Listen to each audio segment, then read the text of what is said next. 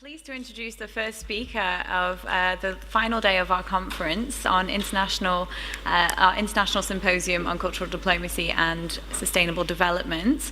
We have a lady speaker opening the conference today, which is a pleasant change. So we have Her Excellency Ambassador Therese Baptiste-Cornelis, Ambassador and Permanent Representative of the Republic of Trinidad and Tobago to the United Nations Office in Geneva.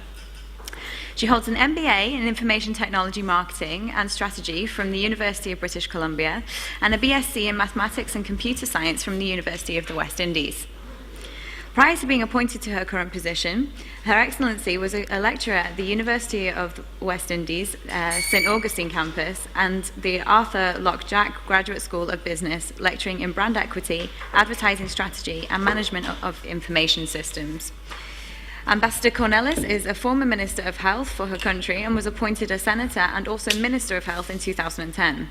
In her current role, the Ambassador focuses on deepening relations in areas such as finance, trade, and diplomacy. Today, she will be discussing cultural diversity as a fourth policy area of sustainable development. Ladies and gentlemen, please give a warm welcome to Her Excellency Ambassador Therese Baptiste-Cornelis. Thank you.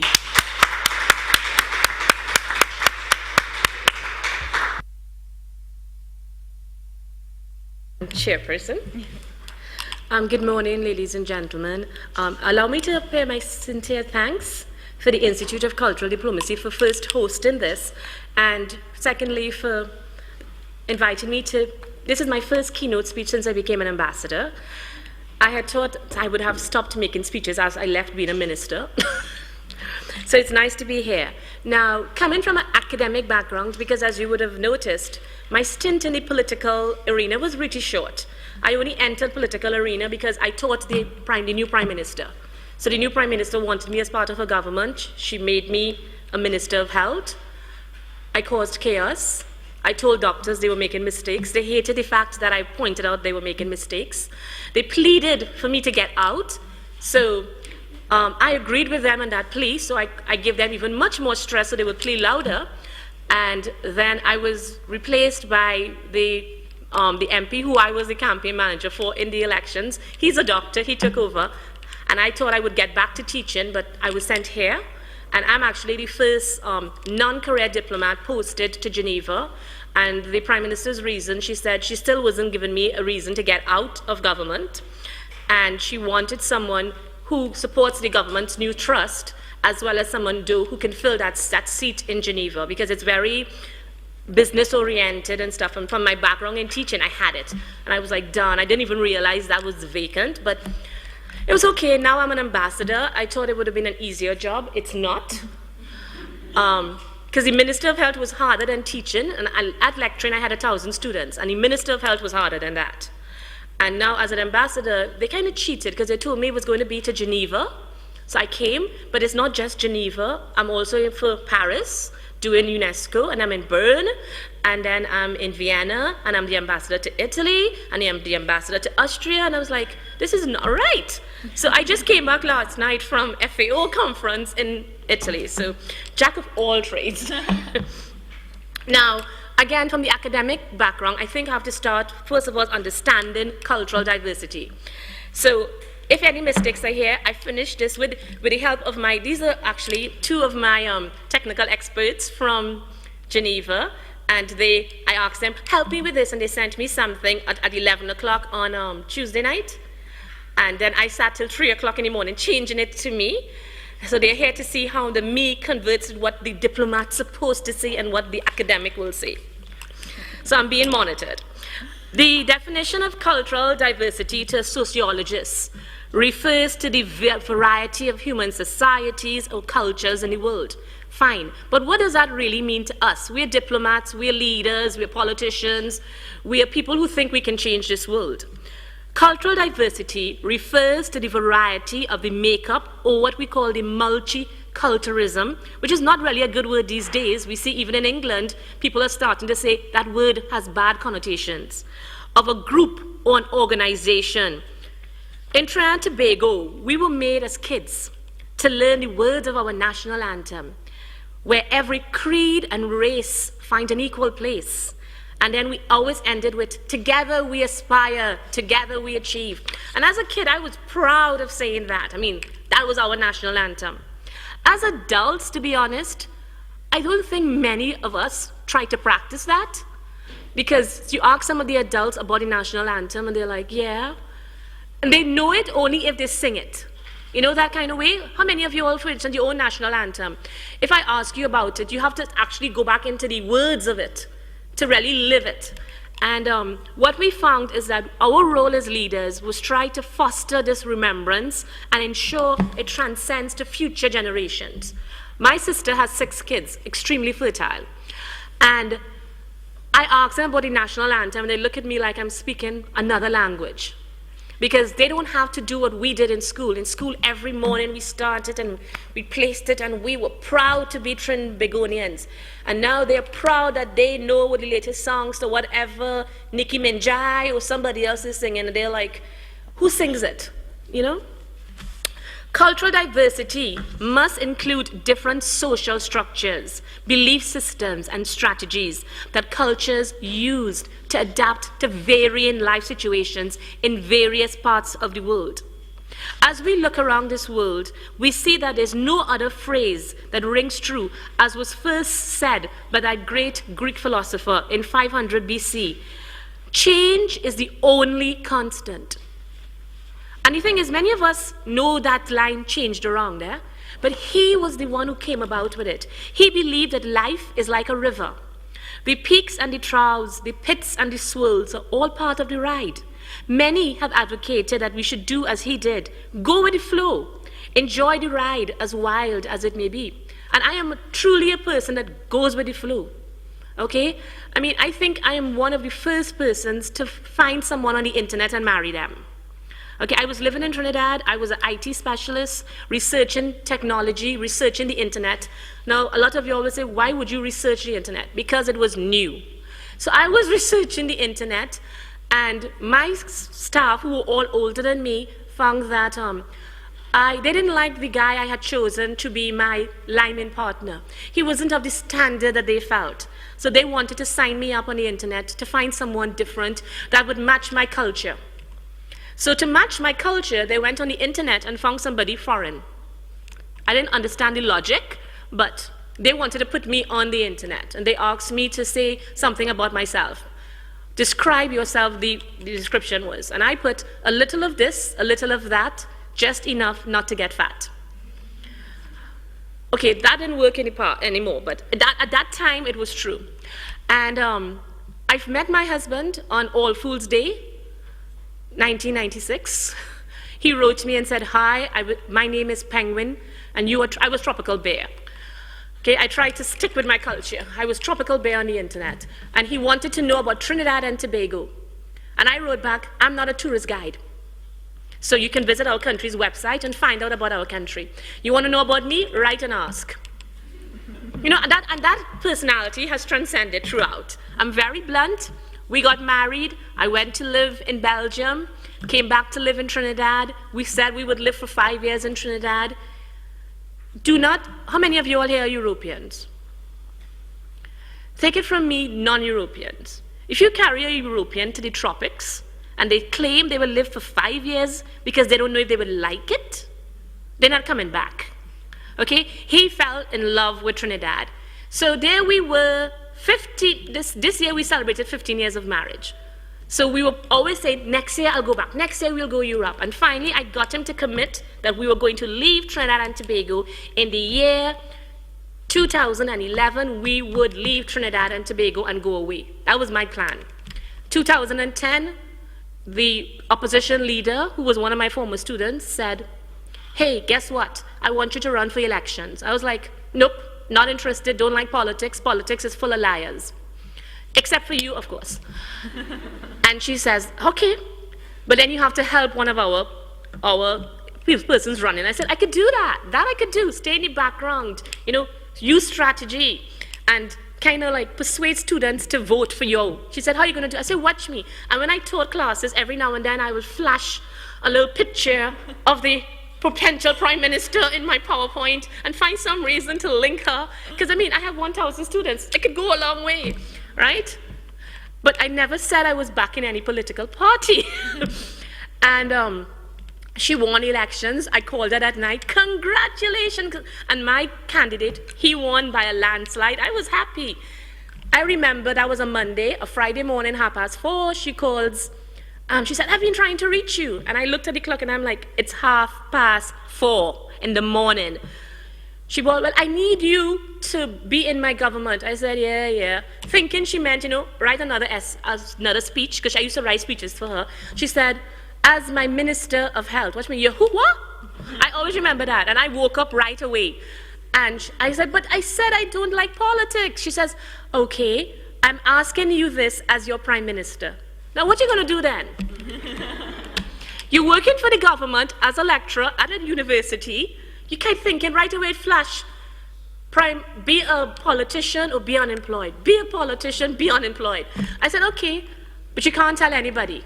So, except for your spouse. So I told my spouse I could bring one person to the swearing in. I had to go and resign from UWI right away from the university. I go into university and I hand in my last exam papers, all corrected. Good thing I was on schedule, and my resignation letter. And my university says, can we not make you a better offer? I said, no. Where are you going? Not necessarily anywhere. And that evening, I was the Minister of Health. My mother found out watching it on television. The same mother who said, if you get into politics, I'll disown you. I left right after being sworn in and I went home to her. She was there sick. And in our culture, when you're sick sometimes, because she has the Indian culture, they wrap their heads in this Band-Aid and they sap in the head like, oh, she's dying. And she's like, what are you doing here? Everyone's showing on TV, they're still there. I said, yes, but the Minister of Health heard that you were sick. So she's here. You have the Minister of Health at your assistance. She says, I'm still annoyed, So she grew accustomed. Every week she will tell me, there are other jobs available, there are other jobs available. And so therefore, when I left being Minister of Health, there's a picture of me on the newspaper where they say, Therese is out, front page of the newspapers. And everybody's amazed because I am there smiling because my mother is singing to me, Alleluia, Alleluia. So she said, you're out of politics. And I didn't have the heart to tell her that day that, Mom, yes, I'm no longer going to be a minister, but I'll be an ambassador. So I just said, yeah, I'm out of politics. So here I am. The thing is, this guy was born into a wealthy family, but in the middle of his life, he renounced his fortune and went to live in the mountains. And that's what my family believes I did, because my family is as anti-politics as you can get. And I was that way too. I have always voted out the government that was in power. I believe in change. So I lived by the only constant is change. I am actually worried what is going to happen now when elections come in 2015. Am I going to break with my tradition of voting out the government? Do I vote myself out? It's hard, and I will have to make that decision in 2015. The thing is, he looked at that river, and you remember he put his foot into the river, for those of you all who know Greek history, and he says that just putting his foot into that river, the river changed. It moved around him. And the thing is, we all have an impact to make. From whatever culture we come from, we make an impact. You can be a fantastic leader regardless of where you come from. Right now, we see in all the elections for DGs, they look at where the person is from. Really? Does it really matter? How many of you all do MBAs and you do your degrees and you're in the same school with somebody else and you excel just like them, but you excel with a little difference? Because that's what makes us different, is that we're different. I am not like anybody else here. Okay, and some people may say, thank God. The world as I knew it is different. The world as my mother knew it, according to her, is evolving. It has evolved. It's devastating. I mean, she's really thinking that she's a Roman Catholic. So she's looking for the end to come. The world as you know it is changing in front of your eyes. The technology that people have these days, the exposure they have to information, is what makes this world look so dynamic. I tell people, things are not happening necessarily faster, but we are getting the information faster. Okay, many times we used to find out that there was a crash 2 days after because it took a while to reach to the Caribbean. Now, as the crash happens, somebody tweets it. Maybe even from the actual plane where it happened, they may tweet it because they came off and they survived. We only have to turn on our televisions, browse our netbooks, our iPads, our desktops, glance at our iPhones, our Blackberries, our Samsungs. I mean, we hold on to this, many of us, like if it's our lifeline. Someone was telling me her brother told her he believes that when she dies, he must put the Blackberry with her, or else she will be lost. We have things telling us how much the world is changing by the hour, by the minute, even by the second. In fact, if we are honest, never have we known so much about everybody else. Some of us actually understand other people better than we even understand ourselves. We read about movie stars, we read about leaders, we read every aspect of their lives, and we believe we know what they are about. We follow them, we like their actions on Facebook, we like their comments, we like their pictures. And I remember a few years ago people were petitioning, and Facebook has now given you the opportunity to unlike. When liking is not enough, we comment on it. Oh, I've just walked into a movie theater, and everybody but, I like that. I just saw a red flower, I like that. I mean, it gets ridiculous, you know. Yesterday I was in the airport waiting to come back, and I actually put on Facebook, I am so bored waiting in this airport, and I started to write a whole set of stupidness. And one of my students wrote, we love when you're bored, because then Facebook lights up. Because I am there writing all these things, and they're reading all my mad things about watching people pass by and who is wearing what, and I'm telling them the whole world through my eyes, and I kind of say weird things. That's why I have 2 pages on Facebook, one for my friends and some of the students who still don't want to leave, and one, the public one, because I can't put some of the things that I really want to say on the public one, because then I will be no longer in the public life. So let's keep on track. We post on the timeline. Remember, we'll talk about that timeline and other things, about this Facebook phenomenon we have. Cultural diversity, or multiculturalism, simply put, is the acceptance of various ethnic cultures in schools, organizations, businesses, neighborhoods, or cities. We use acronyms now, right? And each acronym means something different to different people. Yesterday, I saw something, and it said VIP. And you know, VIP was very important person. But in Italy, it stood for very intelligent parking. And I was thinking, you know, that's true. Because a lot of VIPs cannot VIP. Okay?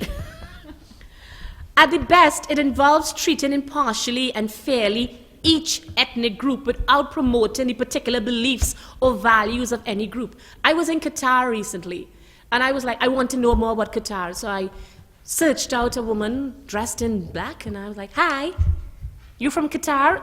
And she's like, yes. And I'm thinking, if my students could see me now, they would say, how stupid a comment. She's sitting down behind a flag that says Qatar, and I sit here in my opening statement, hi, you're from Qatar? You know, but it's an opening line, and we started to talk. And I learned so much about that culture that I didn't know. I learned so much about how much women had rights in that country that I didn't know. A woman there gets 1 year maternity leave. In my country, we get 3.5 months. It's moved to 3.5 months. I heard in America, you don't even get maternity leave. You have to take disability leave and add up sick leave and vacation leave. But we tend to look at them and think, oh, these women have no rights. And they had so much rights. She gave me, I said, how do you all, and she talked about how they have rights to divorce their husband. They can divorce their husbands on 3 things. 1, if he ill-speaks their family. I know in Trinidad and Tobago, a lot of husbands might have been divorced by now. 2, they can divorce their husbands if they don't give them enough money to take care of the family. Around the world, I think a lot of husbands, some may be sitting in this room, may have been thrown out by now. 3rd thing you can divorce your husband is if he attacks you, verbally abuses you. Just that alone, and you can divorce him. Granted, you can't divorce him for infidelity because they allow multiple marriages. But I said, that's empowering them. There are rules where say women and men working in the same job must get the same pay. We in the developed world, in the developing worlds, do we have that? We don't have that, but yet we try to judge their cultures. Cultural diversity is not social integration. It's not making people like us. Where individual groups were called minorities in the past, many times they are now the majority. I recently read in America, you find that all the groups, the African Americans, the Asians, they now, if you put them together, they are the majority, and the Caucasians are the minority. In Trinidad and Tobago, we currently have what I said, a relatively new government. We came into power on the 24th of May 2010. I became a minister on the 28th of May 2010. I demitted being a minister on the 26th of June, and I became an ambassador. So by next week, I should be changing again, right, Malana? Next week? Because the Prime Minister said she's reshuffling again. So I called her and I said, listen, if you need to move somebody out and move them into my position, it's vacant. And she just said, ha ha ha, she didn't take me on. Our Prime Minister, the Honorable Kamala Persad-Bissessar, immediately formed a Ministry of Arts and Multiculturalism. The ministry was created to place our rich artistic and multicultural heritage at the forefront of our nation's development. I'm proud to be part of my government. I'm proud to serve them. We formed that ministry to signal that our government's intention to develop the creative cultural economy of Trinidad and Tobago. Like many countries around the world, Trinidad and Tobago was formed by various invasions, labor importations, be it via slavery or indentured laborers. We see in our nation of two islands differences in race, in language, ethnicity, value systems, religion, local cultures. All these add and make us up. I want to give you a little background about Trinidad and Tobago. A lot of you all hear about us. In fact, some people say, I want you to, from now on, any major incident around the world, look and see a Trinidad and Tobagonian is involved. We're not causing it, but we're there. We lie right off the southern Caribbean tip of Venezuela. Our two islands, we see Trinidad is the larger island, which is 4,828 square kilometers. Tobago is the smaller island, 300 square kilometers. Our economy is dominated by the energy sector, which is 35.7% of our gross domestic product. The other main sectors are construction, manufacturing, financial services, agriculture, and other. Agriculture currently only had 0.6% of our GDP. Over the past 30 years, the country has pursued economic diversification with varying levels of success. Recently, with this new government, we tried to advocate for a change in the mindset to accept that agriculture is the sector that can allow our nation to be truly sustainable. And as I said, I just returned from the 144th session of the FAO General Council, where I stressed that we recognize that we need to focus on agriculture. We have lush grounds. It is said that the cocoa from Trinidad and Tobago is one of the best cocoa in the world. It's actually the chocolate made from that cocoa is one of the most expensive. But you found that in our country, because of the history of the cocoa farms being more for slavery, you found people soon moved away from it. We all wanted to be professionals. We all wanted to have that big job. You know, and I remember once watching, we were in the street, my brother and I'm the youngest, and he said, this garbage man was passing by, and my brother looked at the garbage man and went, a garbage man. And my mother said, everyone serves a very important part in our lives. The job of a garbage man keeps our country clean. They make sure that we can breathe in fresh air. It's one of the most important jobs one can have. Do not ever decry that of a garbage man. About a month later, she got called into the school, though, because they had to write what you want to be in your future. And my brother, who was really brilliant in maths and all that, had put down he wanted to be a garbage man. And the reason given was that inspired by his mother to do that. So she went to explain that she didn't really mean that is where he had to aim for, but she's just trying to show, and she was a teacher, so she had a lot of explaining to do. But, it's really a nice job, if you think about it. You work in the morning, and you have, most times after lunch, you're free. So it could be my next juncture. But changing the mindset of people who have grown up and been schooled into seeing that the acquiring of a business education and professional skills, medical, dental, and academic, are essential to success is not a very easy one for us to do. Showing them that using our cultural diversity as a pillar for growth and that it can indeed foster sustainable development is even requiring more re-education and reshaping of our society. Our population is just 1.3 million. Mind you, when I was growing up, I always heard our population was 1.3 million. And I always wondered, something's wrong in Trinidad. Nobody's having kids because we stick at 1.3 million. But like I said, the reason is Trinbagonians, we learn so much. Our education system brings all the knowledge into us. We are crammed. I mean, we are crammed with work from the age of 4. We have to study. We have to do exams. Our students do exams at the age of 10 and 11 to go into a high school. And based on how you're doing the exam, it determines which school you go to. And then at the age of 16, you do more exams to go into to do more exams. And at the age of 19, you do more exams, you can get into university. So we just keep learning. So it's really knowledge-oriented, and now we're trying to change the mindset and allow the creativity, the innovation part to come true. Trinbagonians can be found all over this world, but in reality, our world is still too frequently scarred by ethnic hatreds and divisions. Trinidad and Tobago, we boast a dynamic plural society comprising persons of indigenous, Amerindian, African, Indian, European, Middle Eastern, and Chinese descent. We called many of our nationals simply mixed. In fact, I have all of the previously mentioned in my personal family tree. I know some people talk about they want to go back to their roots in our country. You hear it all over the world. I want to go back to my roots. I will have to go actually into the sea because I have no particular land I could go and claim this is mine. Religion in Trinidad and Tobago is as diverse as our population. We have Christianity, Islamic, Hindu, and African beliefs. Our nation's religious interplay possesses yet another level of richness. We don't have that divide that because you're from one religion, you're separate. My sister, when she first got married, she married a Hindu. And I said she first got married. She's still married to him, but he changed into a Catholic. But she married him, and he was a Hindu. My brother got married 2 years ago. He's married to a Muslim. And we are all Catholics, and my mom is a catechist in the church. She's one of the head catechists in the church.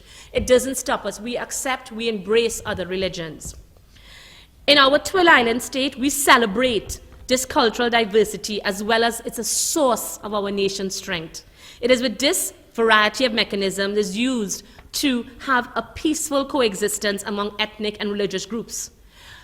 What we have done really is to try to showcase us as a multi-ethnic, multicultural society. We have different shows. We celebrate Indian music. We celebrate African music. We celebrate Chinese, any music, any art form we celebrate. In fact, some of our Caribbean nations, other nations, think that Trinidadians just love to party. We do love to party. Okay, I believe that there's nothing wrong with a good party, but we have to work hard. And my philosophy has always been work hard and party harder. So you see, what we have really done as diplomats, we try to look at a way of life.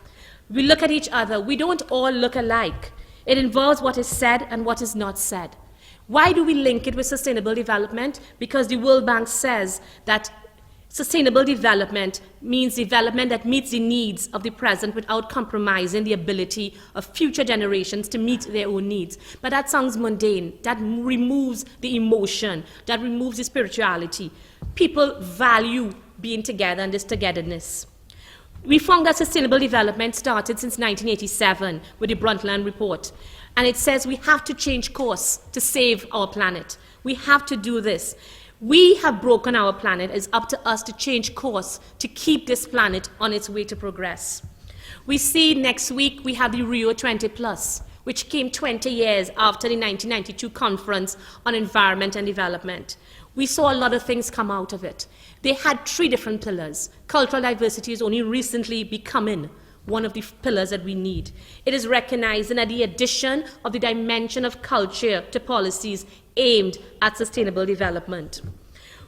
We see culture can be a developed state of mind, the processes of development, the means of the processes, a whole way of life, a cultural heritage, a cultural identity. For Trinidad and Tobago, culture is very important. Culture is the main element of our lives. Development can only be truly sustainable if it's based and grows out of our cultural identity. Respecting, promoting cultural diversity features intercultural dialogue, prevents conflicts, and protects the rights of all groups within society. Cultural diversity is a vehicle for social cohesion and stability. We saw recently in Mauritius in 2005, they talked about cultural identity and cultural heritage. They talked about things like sustainable tourism, traditional knowledge, music, and festivals. Culture is a very powerful global economic engine with a value of over 1 trillion US. Globally, cultural industries account for more than 7% of global GDP.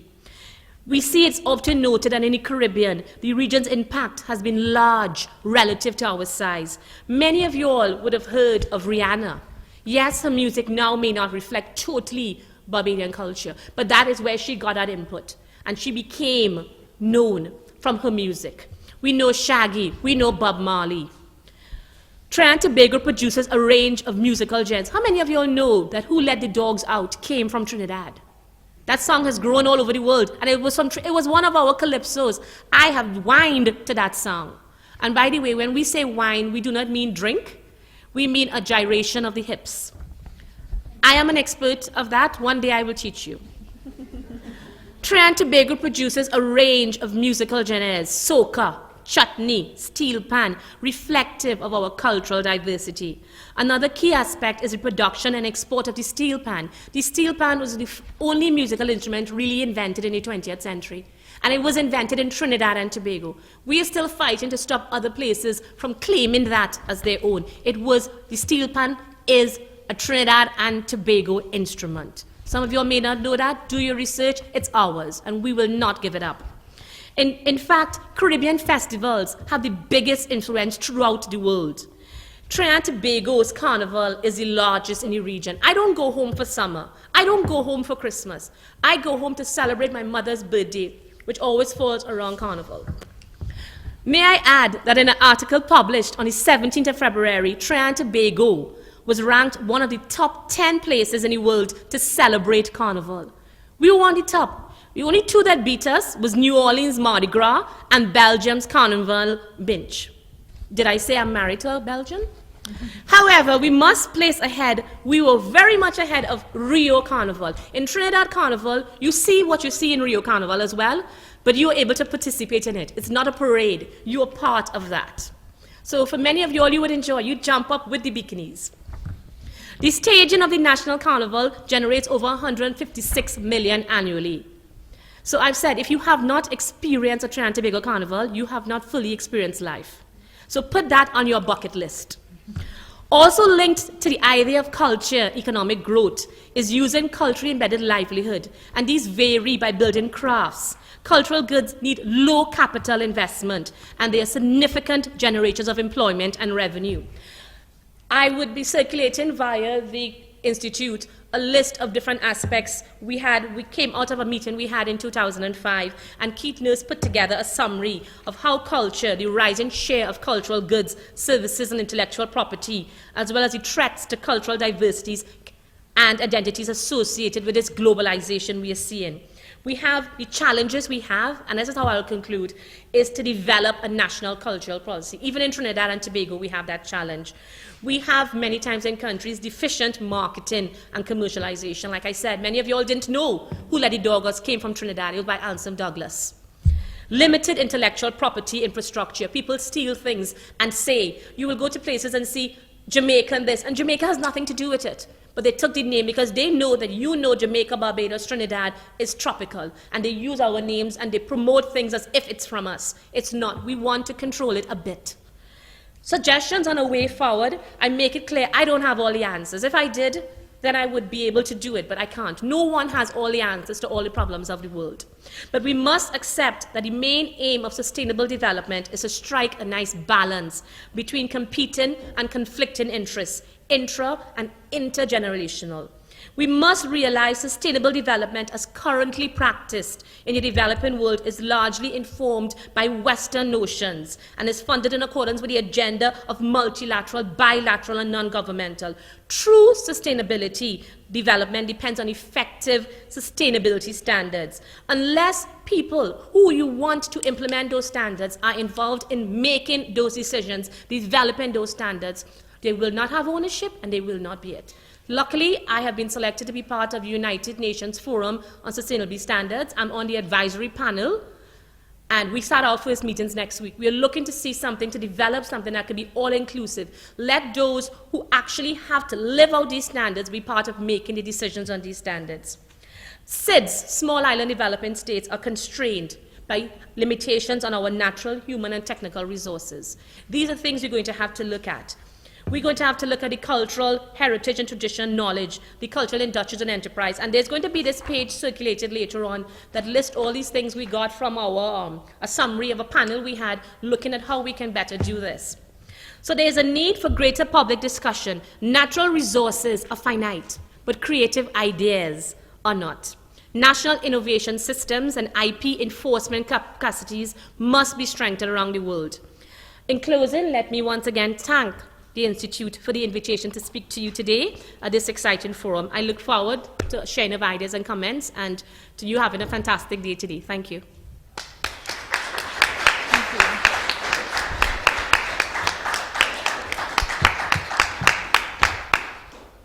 So I'm sure we've all learned a lot about Trinidad and Tobago. Does anybody have any questions for the ambassador? Hello, I'm Henna Khan from the Netherlands/UK, and I'd like to ask you a question about culture and how to maintain it in modern day society, and whether you feel if celebrating aspects of a culture are better than creating legislations, because Hungary as a country have created a legislation that protects their culture wherever the Hungarians travel across the world. And do you feel celebrating a culture is a more positive way of maintaining a culture rather than having to revert to legislation to protect it?